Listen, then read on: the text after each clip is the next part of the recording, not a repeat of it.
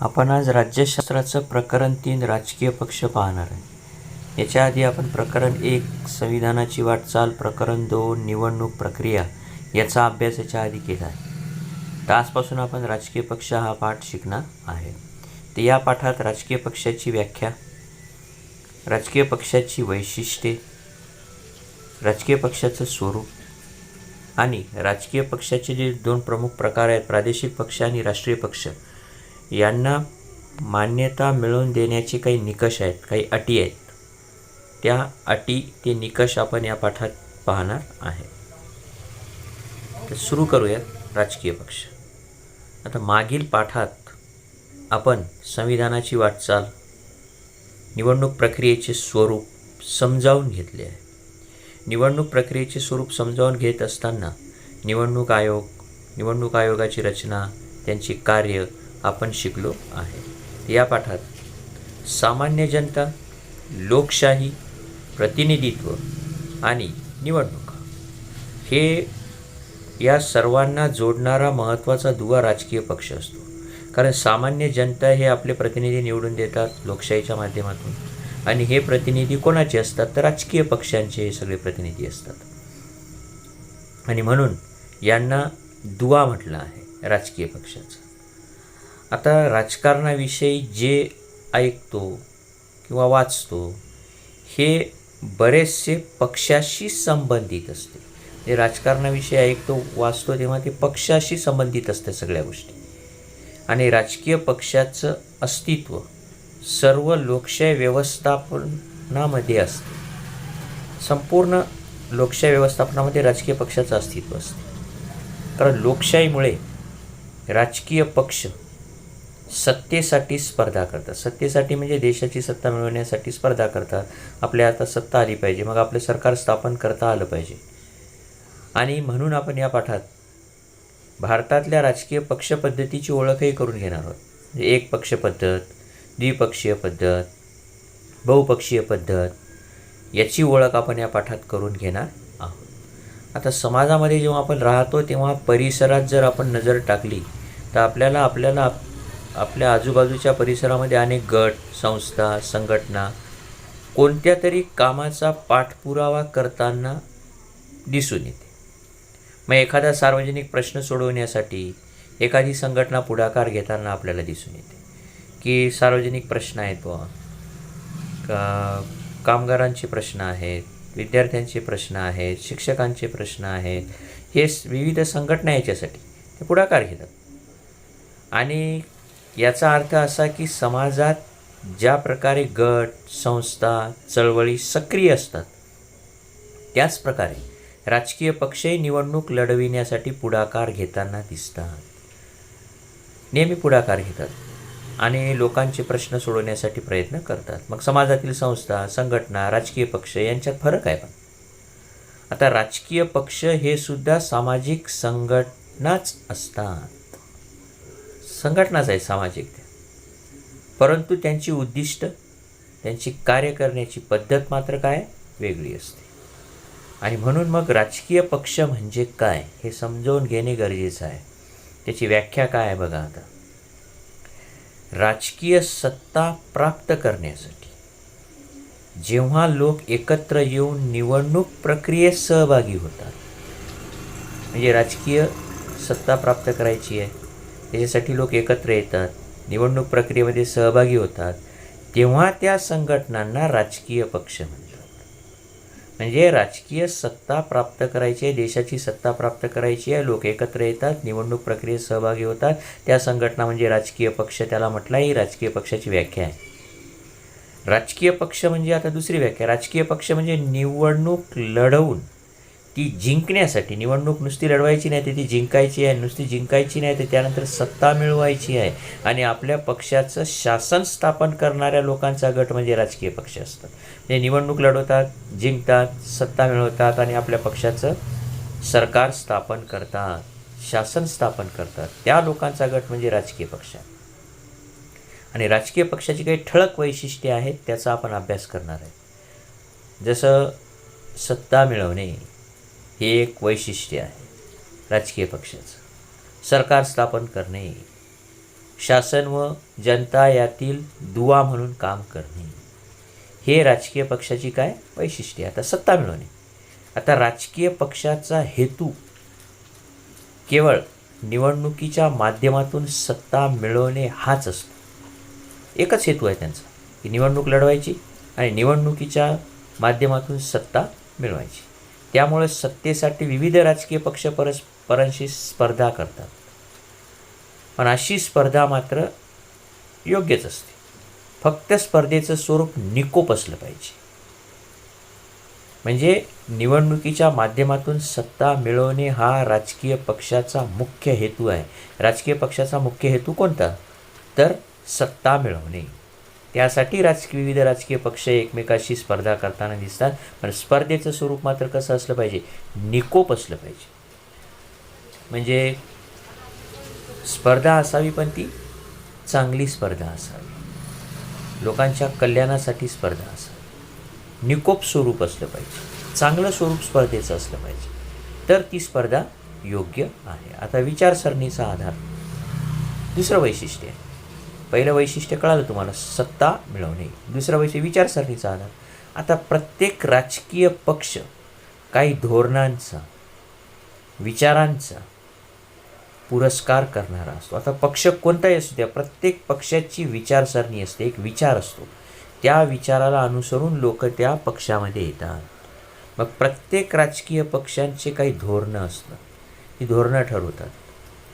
प्रत्येक राजकीय पक्षाचा विचार असतो, त्या विचाराचा पुरस्कार करणारा असतो. आता सार्वजनिक प्रश्नाबाबत पक्षाची एक विशिष्ट भूमिका असते. प्रत्येक पक्ष आपली भूमिका घेऊन निवडणूक लढवत असतो, आपले धोरण घेऊन निवडणूक लढवत असतो. आणि या सर्वांच्या समावेशातून पक्षाची विचारसरणी तयार होते. विचारसरणी तयार केली जाते, भूमिकेतून विचारसरणी तयार होते. आणि ही विचारसरणी ज्या लोकांना योग्य वाटते ते लोक आपोआप त्या पक्षांना पाठिंबा देतात. पक्षाला पाठिंबा देतात की नाही भाऊ, या पक्षाचं धोरण आपल्याला आवडलं, विचारसरणी आवडली, की लोक बरोबर त्या पक्षाच्या पाठीशी जातात, त्या पक्षाला पाठिंबा देतात. पक्षाला लोकांचा जो पाठिंबा मिळतो त्याला त्या पक्षाचा जनाधार म्हणतात. कारण जनाधाराशिवाय पक्ष सत्तेमध्ये येत नाही. आणि आधुनिक काळात सर्वच राजकीय पक्षांची विचारसरणी सारखी दिसते आज. त्यामुळं पक्षाची विचारसरणीवर आधारित फरक करणे अवघड झालं आहे. सगळ्या राजकीय पक्षाची विचारसरणी जवळपास सारखी आहे. लोककल्याण, त्याच्यासाठी धोरणं आखली जातात. त्यामुळं कोणत्या पक्षाची विचारसरणी वेगळी आहे हे असा फरक करणं अवघड आहे. हे झालं राजकीय पक्षाचं दुसरं वैशिष्ट्य. पहिलं सत्ता मिळवणे, दुसरं विचारसरणीचा आधार. कारण विचारसरणी असल्याशिवाय, धोरणं असल्याशिवाय पक्ष स्थापन होत नाही. पक्ष कार्यक्रम तिसरं वैशिष्ट्य आहे. आता विचारसरणी जी पक्षाने ठरवली आहे ती प्रत्यक्ष आणण्यासाठी राजकीय पक्ष त्यावर आधारित कार्यक्रम निश्चित करतात. आणि मग सत्ता मिळाली की त्या कार्यक्रमाची अंमलबजावणी केली जाते. मग ते आपल्याला आश्वासनं देतात निवडणुकीचे, आम्ही हे करू, ते करू, ते करू. आणि मग सत्ता मिळाली की मग कार्यक्रमाची अंमलबजावणी करतात आणि जी आश्वासनं दिली असतात ती पूर्ण करण्यासाठी प्रयत्न करतात. सत्ता नाही मिळाली तरी कार्यक्रमाच्या आधारे लोकांचा पाठिंबा मिळवण्याचा प्रयत्न राजकीय पक्ष करतात. म्हणजे यावर्षी सत्ता मिळाली नाही तर पुढच्या वर्षी मिळेल भाऊ. मग आहे तिसरं वैशिष्ट्य, सरकार स्थापन करणे. आता राजकीय पक्ष सरकार स्थापन करतात आणि देशाचा राज्यकारभार करतात. अर्थात हे कार्य निवडणुकीत बहुमत मिळवणाऱ्या पक्षाचं असते. आणि ज्या पक्षांना बहुमत मिळत नाही ते पक्ष विरोधी पक्ष म्हणून काम करतात. आता पहा, दोन पक्ष असतात, एक सत्ताधारी पक्ष आणि एक विरोधी पक्ष. सत्ताधारी पक्ष सत्तेत असतो, विरोधी पक्ष हा सत्तेत असणाऱ्या पक्षावर लक्ष ठेवून असतो. आणि सरकार स्थापन करणे हे कोणत्या पक्षाचं काम असते तर सत्ताधारी पक्षाचं काम असतं. बहुमत ज्याला मिळते तोच सरकार स्थापन करतो, तो सत्तेत येतो, म्हणून त्याला सत्ताधारी पक्ष म्हणतात. आणि ज्याला बहुमत मिळत नाही तो बाजूला बसतो, त्याला विरोधी पक्ष म्हणतात. म्हणजे सरकार स्थापन करणे हे बहुमत मिळवणाऱ्या पक्षाचं काम आहे. आता शासन आणि जनता यामधील दुवा म्हणून काम करणे हे चौथं वैशिष्ट्य आहे. सत्ता मिळवणे, सरकार स्थापन करणे आणि शासन व जनता यातील दुवा म्हणून काम करणे. आता राजकीय पक्ष शासन आणि जनता यातील दुवा म्हणून काम करतात. दुवा म्हणजे मध्यस्थी. कारण राजकीय पक्ष आपली धोरणे जनतेपर्यंत पोचवतात. जनता आपली गाऱ्हाणी राजकीय पक्षापर्यंत पोचवते. कोणाच्या माध्यमातून? तर राजकीय पक्षाच्या माध्यमातून. म्हणून जनतेच्या मागण्या आणि गाऱ्हाणी शासनापर्यंत पोचवण्याचं कार्य राजकीय पक्ष करतात आणि शासन पक्षामार्फत आपले धोरण कार्यक्रम लोकांपर्यंत पोचवण्याचं काम करते. वर्तमानपत्रातल्या या बातम्यातून तुम्हाला काय समजले ते थोडक्यात सांगा. तर सत्ताधारी पक्षाच्या विरोधात सर्व विरोधी पक्षांची मुंबईत बैठक झाली. शेतकऱ्यांचे प्रश्न हाती घेणार. म्हणजे सत्ताधारी पक्षांनी शेतकऱ्यांचे प्रश्न सोडवले नाही, म्हणून विरोधी पक्षांनी मुंबईत बैठक झाली आणि संपूर्ण शेतकऱ्यांचे प्रश्न ते स्वतः हाती घेणार आहेत. याच्यावरून हे लक्षात येते. म्हणजे विरोधी पक्ष काम करतो आहे. आता सत्ताधारी पक्षाने ग्रामीण भागात संवाद यात्रांचे आयोजन केले. मग सत्ताधारी पक्षाला जेव्हा कळालं की विरोधी पक्षांनी हा प्रश्न हाती घेतला, तेव्हा सत्ताधारी पक्षाने ग्रामीण भागात संवाद यात्रा म्हणजे संवाद साधून आम्ही काय काय केलं हे लोकांपर्यंत पोचवण्याचा प्रयत्न केला. आता समजा तुम्ही विरोधी पक्ष नेते आहात आणि आरोग्य क्षेत्रात सरकारने चांगली कामगिरी केली नाही हे तुमच्या पक्षाच्या नजरेत आले, तर विरोधी पक्ष म्हणून तुम्ही काय कराल? नंबर 1, विधानसभेमध्ये हा प्रश्न मांडू आणि त्याचबरोबर सत्ताधारी पक्षांना राजीनामे देण्यासाठी भाग पाडू. नंबर 2, आणि आरोग्य क्षेत्रात कशी चांगली कामगिरी करता येईल यासाठी काय करता येईल यासाठी प्रयत्न करू. हे कामे आम्ही करू. त्याच्यानंतर महात्मा गांधी आणि विनोबा भावे आणि जयप्रकाश नारायण यांनी पक्षविरहित लोकशाहीची कल्पना मांडली. आधुनिक काळात अशी लोकशाही आणायची असेल तर काय करावे लागेल? आता पक्षविरहित म्हणजे की कोणताही पक्ष नसणे, पण आता हे शक्य असणार नाही. कारण एवढ्या मोठ्या लोकांमधून मुख्यमंत्र्यांची नेमणूक करणे, पंतप्रधान निवडणे हे शक्य होणार नाही. त्याच्यामुळे आज लोकसंख्या प्रचंड आहे आणि एवढ्या प्रचंड लोकसंख्येच्या देशात पक्षविरहित लोकशाहीची कल्पना मांडली गेली तर ते योग्य होणार नाही. त्यामुळे आधुनिक काळात अशी लोकशाही आणायची असेल आणू शकणार नाहीत आपण. आता भारतातील पक्षपद्धतीचे बदलते स्वरूप नंतरचा मुद्दा पाहायचा आहे. तर स्वातंत्र्योत्तर काळात काँग्रेस हा एक प्रबळ पक्ष होता भारतात. म्हणजे भारताला स्वातंत्र्य मिळाल्यानंतर काँग्रेस हा एक प्रबळ पक्ष होता. म्हणजे काँग्रेस म्हणजेच भारत. इसवी सन 1977मध्ये 1951 पासून निवडणुका झाल्या तेव्हापासून ते 1977पर्यंत भारतात एकमेव प्रबळ पक्ष होता म्हणजे काँग्रेस. आणि काही अपवाद वगळता केंद्र आणि राज्य पातळीवर या पक्षाला बहुमत होते. काही जर अपवाद वगळले तर केंद्रामध्ये आणि राज्यामध्ये जवळपास प्रत्येक राज्यात काँग्रेसला बहुमत होते. आता भारतातील राजकारणावर या पक्षाची पकडही होती, म्हणून त्या काळात पक्षपद्धतीचे वर्णन एक प्रबळ पक्ष पद्धत केली होती. म्हणजे काँग्रेसच पक्ष होता. एक प्रबळ पक्ष पद्धतीला 1977मध्ये आव्हान दिले गेले आणि हे आव्हान काँग्रेसेतर पक्षाने दिले. कारण 1977मध्ये इंदिरा गांधी यांनी फाळणी केली होती. त्यामुळे काँग्रेसच्या विरोधात बरेच लहान लहान पक्ष एकत्र आले आणि त्यांनी जो प्रबळ पक्ष होता काँग्रेस त्याला त्यांनी हादरा दिला. आणि 1989च्या लोकसभा निवडणुकीनंतर राजकारणात एकच पक्षाचे वर्चस्व असणे ही बाब जी आहे ती संपुष्टात आलेली आहे. कारण काँग्रेसशिवाय अनेक दुसरे पक्ष एकत्र येऊन त्यांनी 1989च्या लोकसभेच्या निवडणुकीत काँग्रेस पक्षाला पाडलं आणि आपली सत्ता निर्माण केली होती. म्हणजे एकत्र येऊन आघाडीचे शासन स्थापन करण्यास सुरुवात झाली 1989 पासून. आजही महाराष्ट्रामध्ये आघाडीचं शासन आहे. कोणाकोणाचं आहे? शिवसेना आहे, राष्ट्रवादी काँग्रेस यांचं आहे. आता आघाडी सरकार स्थापन करण्याचे प्रयोग भारतीय जनता पक्षाने केले, काँग्रेस पक्षांनी केलेले दिसून येते. भारतीय जनता पक्षाने आपल्या जवळचे पक्ष एकत्र घेऊन सत्ता स्थापन करण्याचा प्रयत्न केला. काँग्रेसने देखील आपले फेवरचे पक्ष घेऊन सत्ता स्थापन करण्याचे प्रयत्न केले. आघाडी शासनातून अस्थिरता निर्माण होतो असा समज आपल्या देशातील पक्षपद्धतीने खोटा ठरवला आहे.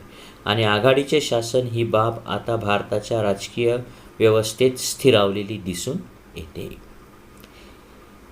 त्याच्यानंतर माहीत आहे का तुम्हाला, हा इथे खाली एक मुद्दा दिला आहे. याच्यामध्ये आपल्याला पक्ष पद्धतीची माहिती घ्यायची आहे. एक पक्ष पद्धत, द्विपक्षीय पद्धत, बहुपक्षीय पद्धत. समजा एकाच राजकीय पक्षाच्या हाती सत्ता जर दीर्घकाळ असेल आणि अन्य कोणताच पक्ष राजकारणात प्रभावी नसल्यास त्या पक्ष पद्धतीला एक पक्ष पद्धत म्हणतात. म्हणजे एकच पक्ष आहे, तोच प्रभावी आहे, त्याच्यात हातात सत्ता आहे. आता राजकारणात जेव्हा दोन राजकीय पक्ष प्रभावी असतात, त्यातून आलटून पालटून त्या दोन्ही राजकीय पक्षांच्या हाती सत्ता जाते, तेव्हा त्या शासन पद्धतीला द्विपक्षीय शासन पद्धती म्हणतात. म्हणजे दोन पक्ष प्रभावी, आलटून पालटून सत्ता येते, त्यामुळे त्यांना द्विपक्षीय पद्धत. आणि जेव्हा अनेक राजकीय पक्ष सत्तेच्या स्पर्धेत असतात आणि सर्वांना कमी अधिक प्रमाणात राजकीय प्रभाव असतो, अशी पद्धत म्हणजे बहुपक्षीय पद्धत. ही बहुपक्षीय पद्धत कुठं आहे तर भारतामध्ये आहे. अनेक पक्ष आहेत म्हणून बहुपक्षीय पद्धत आहे. त्याच्यानंतर राजकीय पक्षांच्या प्रमुख 2 आघाडी इथे दिल्या आहे.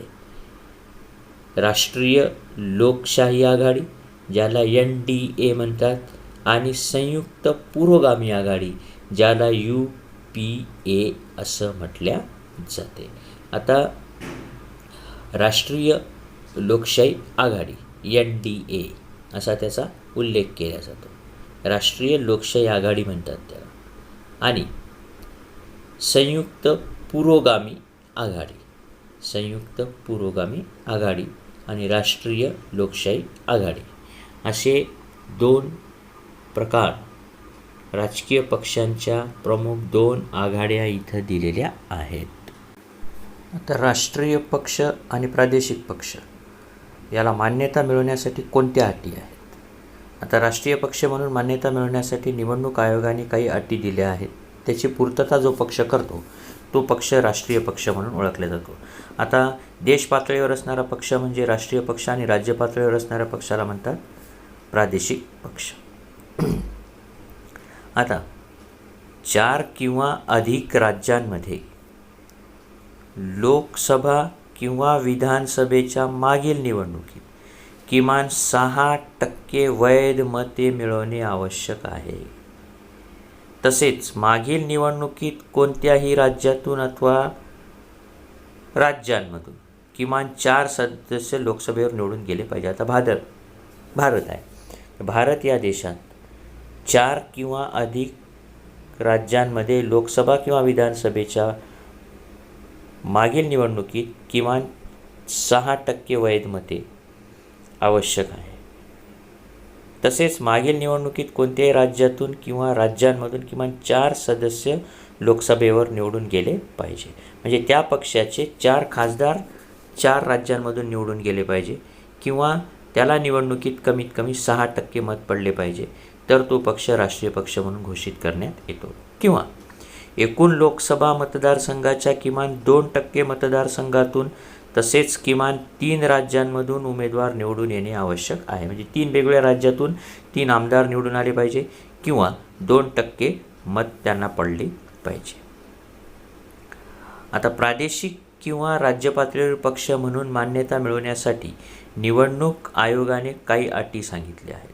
लोकसभा किंवा विधानसभेच्या मागील निवडणुकीत किमान 6% मते आणि किमान 2 सदस्य विधानसभेवर निवडून येणे आवश्यक आहे. आणि किंवा विधानसभेच्या एकूण सदस्य संख्येच्या किमान 3% जागा किंवा किमान 3 जागा प्राप्त करणे आवश्यक आहे.